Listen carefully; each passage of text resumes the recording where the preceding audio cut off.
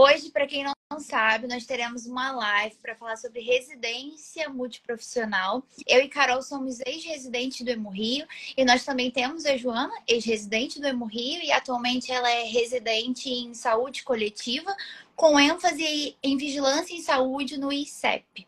Temos também a nossa convidada Paula, que além de residente em oncologia, é mestre em oncologia. Então a Paula vai conseguir falar um pouquinho pra gente sobre o processo dela para passar na residência e a diferença da residência para o mestrado. E Joana também sobre o seu processo seletivo nas duas residências a qual ela está fazendo. Temos algumas perguntas para fazer para as meninas aqui durante a live. Vamos perguntar sobre o processo seletivo, sobre principais desafios durante a residência. O que faz uma residência em vigilância em saúde? O objetivo da residência em saúde coletiva, com ênfase em vigilância em saúde, né, do ICEP, é formar sanitaristas com ênfase em vigilância em saúde, né? E é tudo que engloba a vigilância em saúde, que é a vigilância epidemiológica, vigilância sanitária, vigilância em saúde do trabalhador e vigilância ambiental. Um geralzão, né, porque é bem geralzão mesmo, nós fazemos assim, análise de dados, de eventos relacionados à saúde, e aí com o objetivo de planejar e implementar medidas de saúde pública, né? Seja elas de controle, seja elas de prevenção. Por exemplo, no momento como a gente viveu, né, um tempo atrás, uma pandemia de Covid-19, a vigilância em saúde ela é muito importante, né? Porque é ela que faz toda essa gestão de dados e análise de dados, para entender quais são as principais medidas de prevenção num evento relacionado à saúde pública, como foi a Covid, por exemplo. Mas isso pode ser para todos os outros agravos, né? Tipo dengue, a gripe aviária aí que tá em alta, né? Também, né? Recentemente, e por aí vai. Mas, assim, a vigilância epidemiológica, sanitária, ambiental e saúde do trabalhador, ela tem trabalhos, assim, muito específicos, né? E uma acaba se encaixando na outra. Mas eu acho que, no geral, é isso. Eu e a Carol sabemos que você emendou, né, as duas residências. Você terminou Sim. do Hemorrio e já ingressou nessa. E como foi a sua preparação para essa segunda residência? Foi meio doideira, né, que eu fiz. Eu considero que foi um pouco loucura. Mas eu acho que ter me preparado para o Rio me ajudou bastante a preparação da segunda residência. Porque eu acho que quando eu me preparei para a residência do Rio, eu aprendia de fato, assim, óbvio que o que é bom para mim, que funciona para mim, né? Eu não sei se pode funcionar para todo mundo. Mas, assim, é estudar para essas provas, que são provas tipos de concurso, né? Então, assim, como eu não tinha muito tempo, né, já que eu estava numa rotina de 60 horas, estava escrevendo trabalho de conclusão, e terminando uma residência, para me preparar para outra, eu resolvia muitas questões, sabe? Pegava provas e resolvia questões. A residência do ICEP, a prova foi toda de saúde pública, toda. Se eu não me engano, foram 60 questões na época de saúde pública. Então, eu já tinha um pouco de conhecimento por conta da residência do Hemorrio e do meu preparo também, né? Porque cai SUS. Fui pegando questões de saúde pública e fui resolvendo uma atrás da outra. Quando eu errava, eu corria atrás da teoria. E basicamente isso. Então, sua principal dica é resolvam questões, né? Resolvam questões. E aí, se errar, corre para literatura, óbvio, né? Se a prova te pedir literatura específica, bibliografia específica, sempre pautado nessas bibliografias, né? Além disso, eu também acho que é muito importante a área que você está tentando a residência e como são os programas, para que também não tenha, assim, muita frustração lá na frente, né? Porque às vezes você pensa que é uma coisa e é outra. E, assim, ler muito bem os editais e, gente, lembrar que são 60 horas semanais, né? Eu acho que nós todas aqui vamos concordar sobre isso. 60 horas semanais é muito puxado, né? Agora, no final da minha outra residência, eu tô sentindo, assim, muito isso. Não que não vale a pena, né? Não tô querendo falar isso de maneira a não incentivar as pessoas a tentarem residência, mas é puxado e aí, assim, só pra lembrar que essas 60 horas existem e nós vamos ser cobrados por elas. E é isso, é puxado, mas no final eu acho que vale muito a pena. Não ia entrar nesse mérito se vale a pena fazer residência, mas essa é uma pergunta que eu recebo muito. E eu lembro que foi a primeira pergunta que eu fiz para a turma de vocês, né? Para você, Joana, para o Luiz e para a Larissa. Valeu a pena a residência? E aí, sempre que me perguntam isso, agora eu respondo. Depende do objetivo de cada um. Para mim, vale a pena hoje. Hoje eu falo isso agora que eu me formei durante o processo. Talvez a minha resposta fosse outra, mas vale a pena sim. A nível de titulação, saímos com título de especialista dos programas de residência. Tem a bolsa, tá? R$ 4.106,09. São 60 horas semanais, mas são 60 horas com pessoas que trabalham naquela temática que você tem interesse.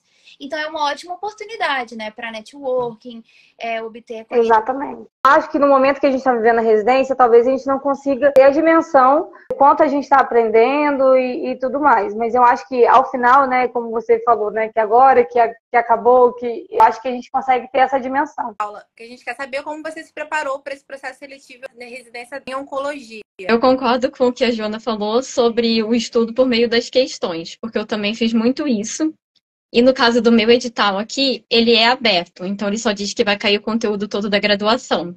Então, uma dica que eu já dou é conversar com quem fez a prova anterior, porque a pessoa já teve experiência, provavelmente vai ser uma prova similar. Se a residência é da Anvisa, não, a residência não é da Anvisa, né? Como eu falei, é do ICEP, né? Que é o Instituto Capixaba de Ensino, Pesquisa e Inovação em Saúde. Porém, nós passamos pela vigilância sanitária a nível municipal e a nível estadual, tá? Aqui a gente fica um ano a nível município e um ano a nível estado. Então a gente consegue passar pela vigilância sanitária, né? Que a Anvisa, quando a gente pensa em Anvisa, é mais o escopo a partir do Ministério da Saúde, né? Nacional mesmo. Perguntaram A gente tem a seleção anual e eles dividem os residentes pelas regiões de saúde aqui do Espírito Santo, né? Então, assim, é do estado do Espírito Santo. E aí você tem como tentar para as 4 regiões de saúde daqui, que é região sul, região metropolitana, região central e região norte. E aí isso, quando a gente fala região norte, central, metropolitana e sul, é de acordo com as cidades do estado mesmo. Então eu estou no sul do Espírito Santo, né? Bem próximo do Rio de Janeiro, né? Do estado do Rio. E aí a cidade onde eu estou atuando atualmente é Cachoeiro de Itapemirim. Mas tem Vitória, que é a capital, né? Vitória, Cariacica, que na região metropolitana, e já mais para o norte, região central-norte, que já é lá mais para próximo da Bahia, que é São Mateus. Como você estudou para as questões do SUS? Eu procurei bancos de questões de saúde pública mesmo, assim. Existem alguns sites de concurso que você consegue, aplicativo, né? Tem gente que paga uma mensalidade e você consegue selecionar qual assunto que você quer tentar fazer um simulado, vamos dizer assim. E aí você escolhe, SUS, e aí vai vir tudo. Aí, assim, nem sempre vai vir o que você quer estudar, então acho que você consegue dar uma filtrada ali se aquela questão é muito importante para você ou não. Mas, basicamente isso, pegar provas da área de saúde recentes. Você consegue pegar a parte de conteúdo de saúde pública, né? Sempre tem, né? Vai cair saúde pública, dependendo do carro, sempre tem. E resolvendo essas questões. Tem que se debruçar um pouquinho nas legislações também. É um pouco chato, ler lei não é fácil. Mas com o tempo você vai identificando também quais são as partes mais cobradas, né? Videoaula também é legal. No YouTube tem um monte de videoaula gratuita sobre o Sistema Único de Saúde, que dá boas dicas nesse sentido. Perguntou se vale a pena estudar pela bibliografia dos editais anteriores. A dica que a Joana deu foi, ela estudou por questões, ela estava sem tempo, e aí quando ela não conseguia responder uma questão específica, ela buscava aquela teoria na bibliografia do edital, não é isso, Joana? Isso. E assim, falando de bibliografia de edital anterior, eu acho que depende muito, porque tem instituições que mudam muito, né? Tem ano que é uma coisa, tem ano que é outra. Por exemplo, a daqui do ICEP, eu acho que já mudou. O ICEP agora aderiu ao ENARE, eu não sei se vocês conhecem, que é o Exame Nacional, né? Tipo o Enem, só que das residências. Então, eu acho que a prova está num formato completamente diferente da prova que eu fiz, que foi por uma banca em específico, assim.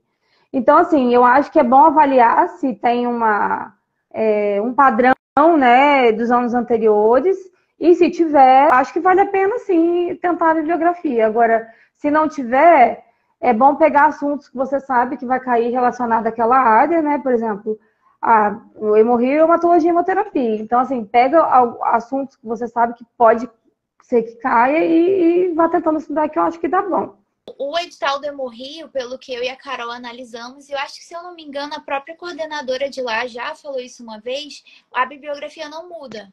A banca muda de ano para ano, mas a bibliografia, se vocês forem olhar nos editais, é sempre a mesma. Então, uma dica para o pessoal é olhar os editais, no caso do Hemorrio anterior. No caso dos outros programas, olhe também para ver se muda ou não. Se não mudar, você pode se basear. Então, eu tava falando do edital também. O meu edital, ele é aberto. Então, ele só fala que vai cair o conteúdo todo da graduação. Então, assim, já fica aquela dúvida, né? O que eu estudo?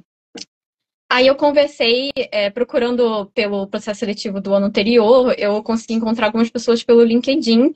E aí elas me passaram que tinha caído. Só que a primeira prova... Eu fui da segunda turma, né? A primeira prova realmente tinha sido o conteúdo todo da graduação. Mas a minha prova passou a ser aplicada pela Fundação VUNESP. Então foi, assim, puramente oncologia. E tanto que, saindo da prova, até ouvi comentários de pessoas falando que foi uma prova difícil, porque ninguém estava preparado para uma prova que era só de oncologia. A minha sorte é que eu tinha estudado um pouco já pelo material do próprio aulas do mestrado que eu tinha tido, que eu comentei com você, né? A gente tinha feito mestrado em oncologia.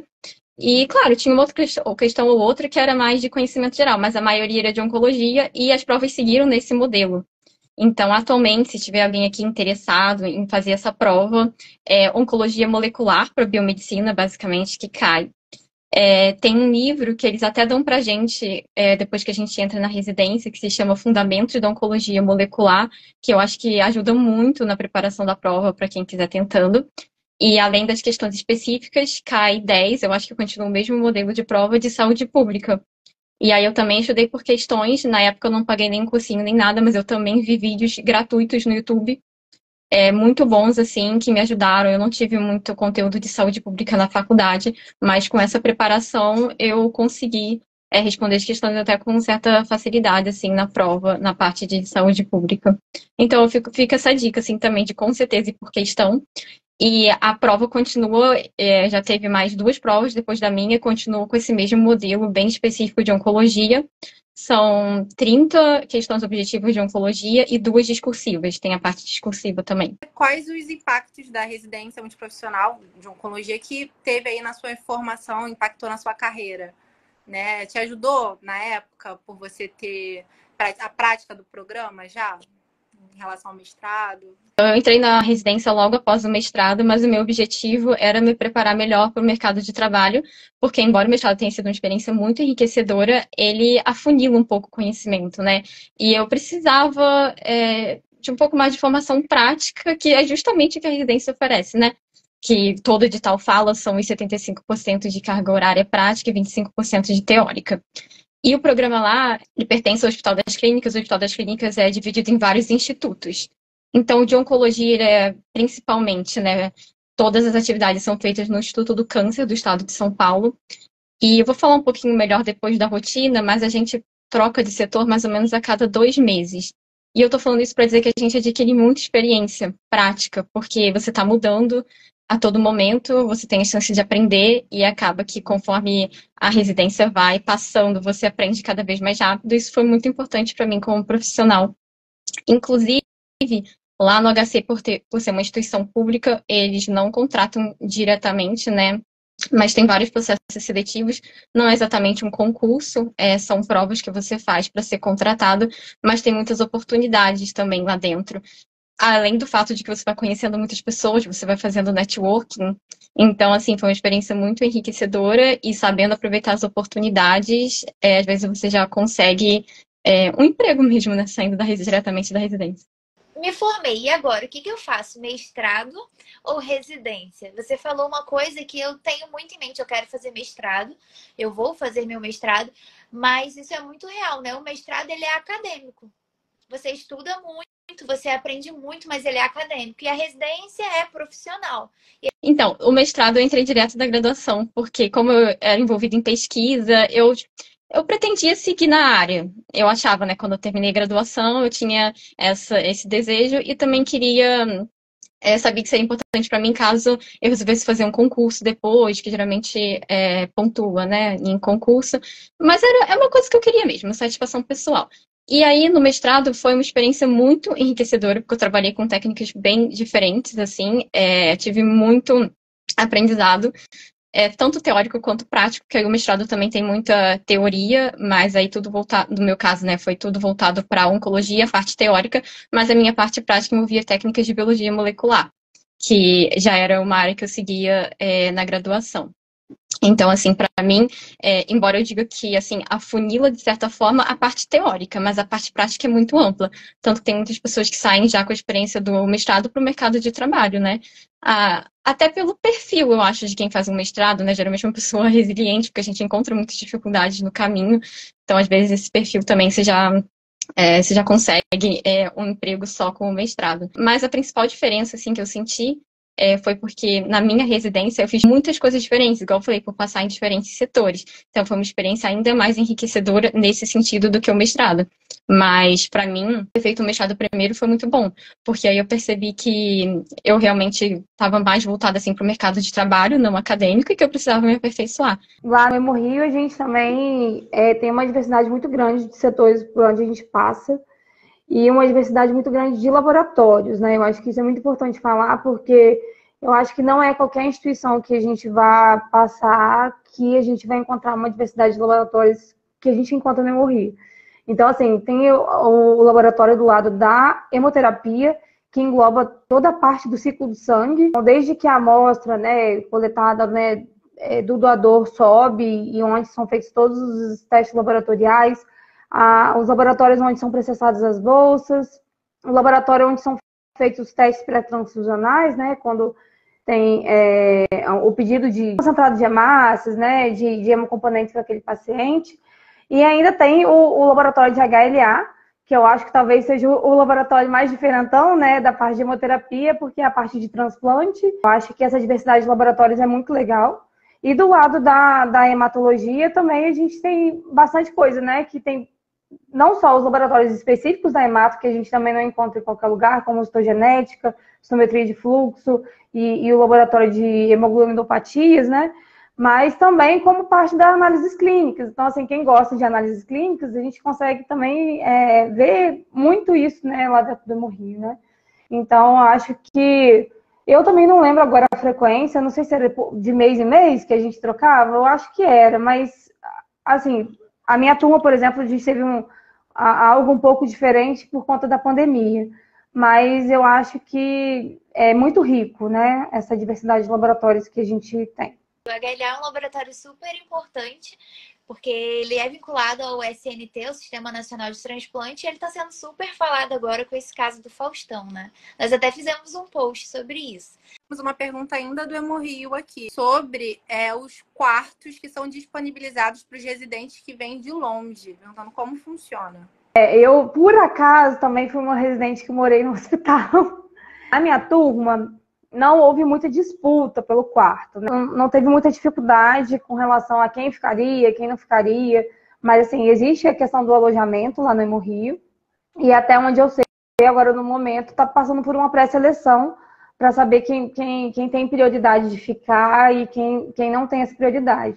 Então, isso vai contar qual é a distância você mora, se você realmente é de fora do Rio ou não, e coisas nesse sentido. Mas, assim, é um quarto bem bom, assim. Eu morei 2 anos lá, inclusive período de pandemia, que a gente não podia ir para lugar nenhum. Além disso, também temos direitos às refeições, né, do hospital. Do café da manhã até o jantar. Eu também morei no alojamento do Hemorrio, eu sou do Rio de Janeiro, e como tinha vagas sobrando, eu fui selecionada e foi muito melhor para mim, porque eu dormia no hospital, eu conseguia acordar muito mais tarde do que eu acordava quando eu tinha que sair da minha casa. E aí facilita bastante também, eu achei o quarto super bom, tem banheiro nos quartos, temos geladeira, micro-ondas, ainda podemos fazer todas as refeições no próprio hospital. E aí agora perguntaram se residente tem direito às férias. A gente tem direito a 30 dias de férias a cada ano, mas no meu caso era o programa que determinava, a coordenadora do programa determinava e ela sempre dava, né? A segunda quinzena de dezembro e a primeira de janeiro, e todo mundo ficava feliz, que era o melhor momento para tirar férias. E isso tanto no primeiro ano da residência quanto no segundo. E falando assim da rotina, eu só acho legal dizer também que a gente tem o estágio que a gente faz aqui. No meu programa, no caso, são 3 meses de estágio, que a gente escolhe sempre uma área, claro, relacionado à oncologia, mas ele pode ser feito tanto dentro do HC quanto em algum hospital externo. Então, teve um colega meu que foi até para o Hospital de Barretos, né, que é um hospital de referência também na oncologia. E é um estágio assim que também é bom que você aproveita esse tempo ou para passar em alguma área que você tem vontade, que não está contemplada no programa, ou alguma que você queira se aprofundar. Lá no Hemorrio também temos, né? Só que é chamado de intercâmbio. Mas a nossa área, assim, a gente nem chegou a fazer, né, Joana? Não chegamos a fazer. Mas eu sei que enfermagem, odonto, todos eles fizeram. Qual conselho você daria para os profissionais interessados na residência na área de oncologia? A preparação para a prova foi mais ou menos o que eu falei. E como é um assunto que geralmente não é abordado na graduação, a melhor coisa é ir estudando aos poucos, assim, não deixar para estudar em um mês só, porque não dá, é muito conteúdo. Mas eu posso colocar o nome do livro que eu citei aqui, porque ele, durante a residência a gente usou ele em aulas e tudo mais, então assim, deu para perceber que muita coisa que estava no livro, na verdade, era o que já tinha sido cobrado na prova, né? Eu deixo esse conselho de se preparar, de você conversar, não só igual eu falei, você procurar no LinkedIn e ver como foi a prova anterior, mas você conversar com mais pessoas sobre como é a residência, porque uma coisa é eu falar aqui, é o meu ponto de vista, às vezes outra pessoa vai ter outro ponto de vista diferente, e hoje em dia é muito fácil, né? Você procura o resultado lá no edital, você vê quem passou, você consegue entrar em contato. Eu acho muito bacana fazer isso, até para não quebrar uma expectativa, né? Porque no caso do meu programa mesmo, teve uma pessoa que saiu, quando você sai dentro de 2 meses ainda chamam outro, mas às vezes depois desse tempo não, então assim, pode acabar que outra pessoa está deixando de ter oportunidade, né? E estando lá dentro, aproveitar todas as oportunidades, porque, assim, o networking é fundamental, é valioso e, assim, uma oportunidade única mesmo, porque você ter essa parte prática, e no nosso caso, que era oncologia voltada para o diagnóstico, a gente poder fazer parte do diagnóstico, dificilmente você tem uma oportunidade dessa fora do mercado de trabalho, né? Só quando você já está inserido, que aí é a sua responsabilidade, mas antes de entrar, a gente dificilmente tem esse tipo de preparação, então aproveitar muito essa experiência. Para complementar aqui, uma das coisas que eu achei mais legais na residência é que eu quis entrar no Hemorrio para conhecer o setor de biologia molecular do Hemorrio. E eu conheci tantos setores, eu me apaixonei pela imunogenética, eu me apaixonei pelo HLA, eu me apaixonei por tantos setores que era difícil trocar.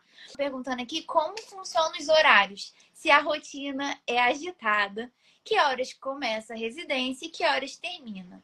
Então, essa questão de horário muda de programa para programa, mudou até durante a própria residência, né? Nós não fazíamos aos sábados e passamos a fazer um sábado por mês. Depois 2 sábados, depois um sábado. E isso fica mudando.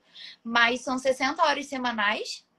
E aí vocês querem responder se é agitado? 60 horas semanais a gente já consegue ter uma noção do quão agitado costuma ser, né? Então, assim, é agitado. Isso varia muito também com relação ao setor que você passa, obviamente. Tem setores que são mais calmos, tem setores que são mais agitados. Mas, assim, no geral, é bem corrido e bem agitado. Então, acho que é bom realmente aproveitar todas as oportunidades, porque passa rápido, na hora que a gente vê, já está no finalzinho e a gente quer aproveitar ao máximo.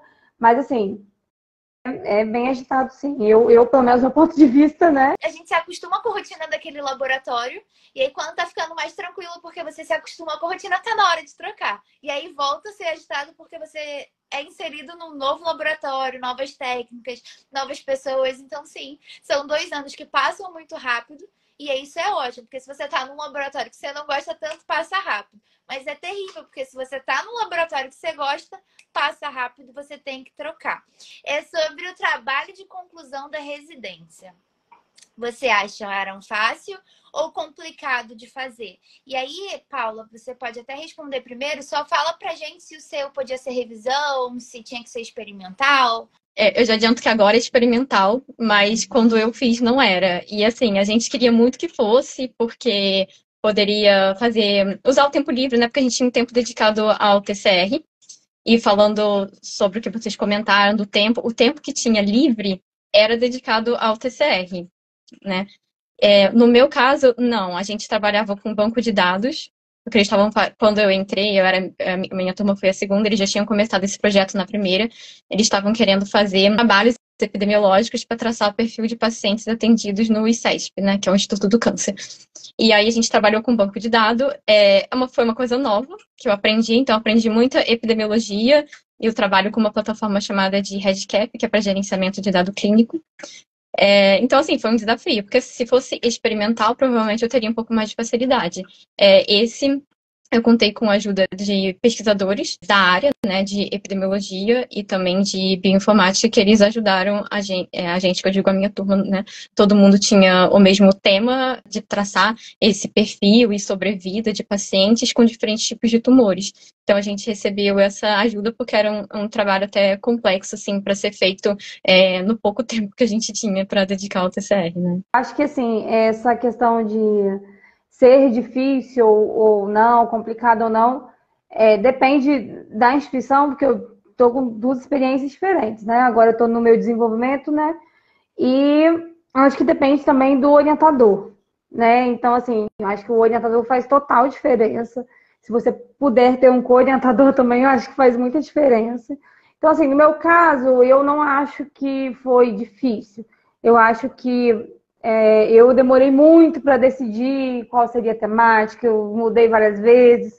Então, eu acho que o que me atrapalhou mais nesse sentido foi essa demora de decidir o que eu iria fazer, falando do Hemorrio, né? Aqui, a dinâmica de trabalho de conclusão de residência é bem diferente.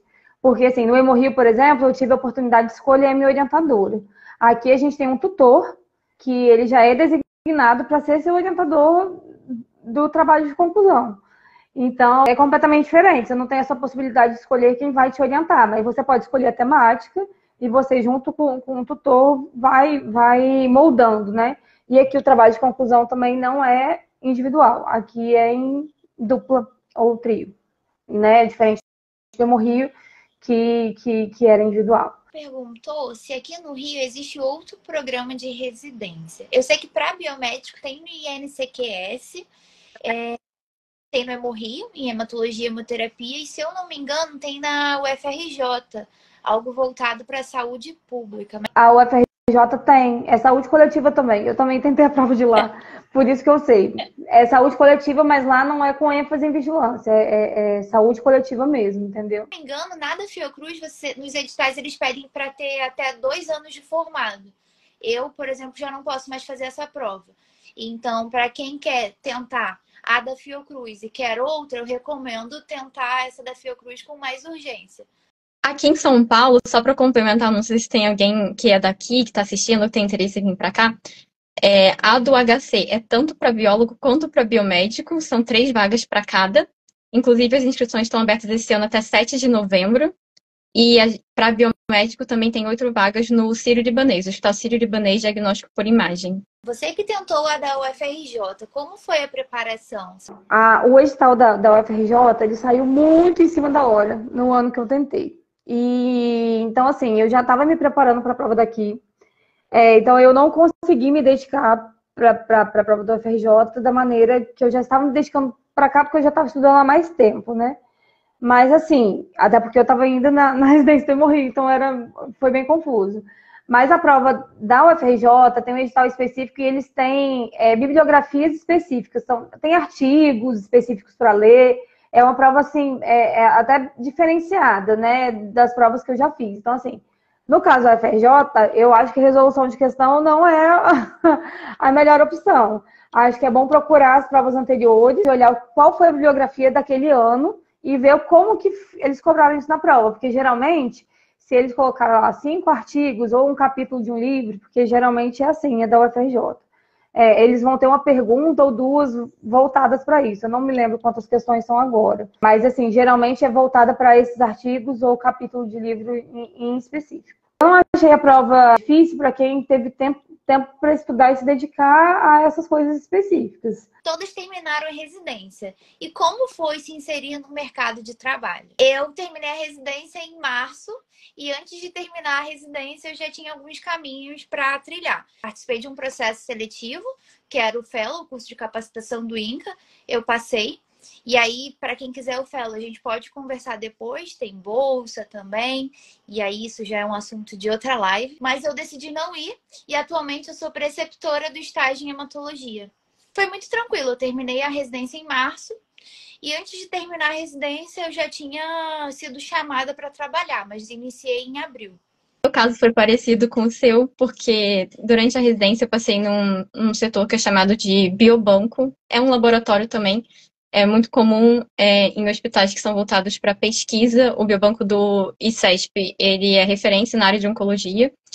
E eu tinha sido convidada para participar da implementação de um novo biobanco que a gente está implementando no Hospital das Clínicas. Então, assim que terminou a residência, eu já fui contratada. Como lá é uma carga horária de 20 horas semanais, eu já tinha o objetivo de, em algum momento, fazer um concurso, e teve um concurso aqui para a Fundação Pro Sangue, que é o Hemocentro aqui de São Paulo. Eu não tinha formação em banco de sangue, mas eu fiz o concurso e eu passei, então eu atuo nos dois, no biobanco e no banco de sangue. Eu acho que eu já tinha resolvido que eu iria tentar essa residência desde, assim, sei lá, acho que uns 4 meses antes de acabar, né, no Hemorrio. Assim, eu não foquei muito em vaga de emprego, mas, assim, até hoje, assim, já me solicitaram currículo, porque vai abrir uma oportunidade num hospital tal, vai abrir um banco de sangue em tal lugar. Então, assim, eu acho que, assim, essa dificuldade de entrar no mercado de trabalho, eu não sei se ela é tão grande, né? Mesmo que, de repente, não surja, assim, essa... Tipo assim, oi, tem um emprego para você, mas eu acho que com a experiência, se você envia, assim, currículos para laboratórios e tudo mais, eu acho que a chance de chamarem é bem grande. Foi depois que eu concluí a residência, eu me inscrevi em um processo seletivo do laboratório e eu coloquei lá ex-residente. E eu me inscrevi para analista nível 1. E me chamaram para analista nível 2 ou 3, não lembro, mas era um analista acima do que eu tinha me inscrito. E aí isso é uma coisa legal também. Muitas pessoas sabem do peso da residência, sabem do quanto de prática a gente tem lá. E aí isso aumenta um pouquinho as chances. Pelo menos eu achei. Também achei, Larissa. O peso da residência é muito grande no currículo. Atualmente, eu tive a oportunidade de voltar para o Rio. Eu estou muito feliz de estar lá. Eu estou no laboratório de citometria de fluxo lá. E, assim, é muito bom lá. Eu conheço a rotina, né, por conta da residência. E está sendo uma experiência muito bacana. Eu estou gostando muito. Como ex-residente, né, tá bem tranquilo para mim. Por ter passado por lá 60 horas semanais, toda essa carga, né, pesada, mas valeu a pena no final. E conhecer todo o fluxo, né? A gente na residência, a gente conhece todo o fluxo inteiro do processo. Pelo menos lá no Hemorrio era assim, a gente conhecia desde a entrada do paciente até, enfim, tudo. Queria agradecer a presença das duas na live. Obrigada por compartilhar a experiência de vocês. Muito obrigada pelas dicas. Fica como dica: estude por questões, mas nem sempre. Olhem o edital, converse com os ex-residentes do programa. Eu e a Carol ficamos aqui à disposição. Vamos encerrar. Obrigada, meninas, pela live. Obrigada a vocês. Agradecer mesmo o convite. Nós Sim, eu agradeço também. E se alguém quiser entrar em contato, pode entrar por Instagram, LinkedIn, eu estou à disposição. Eu também, gente, estou à disposição. Até a próxima. Tchau, tchau. Até, Tchau, tchau, gente. Obrigada pelo convite.